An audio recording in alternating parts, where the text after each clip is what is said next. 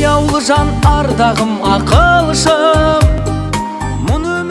Кел ағайын, қуаныштан қалмаңыз, қуанышты қуанышқа жалғаңыз. Шақырамыз мерейтойға келіңіз, шалқып тасып тілек айтып беріңіз.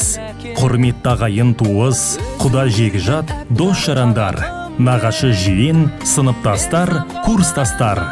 Сіздерді Асқар Таудай әкеміз Өмірғалының 63 жас мерейтойымен зейнетке шығуына арналған ақ дастарханымыздың қадірлі қонағы болуға шақырамыз.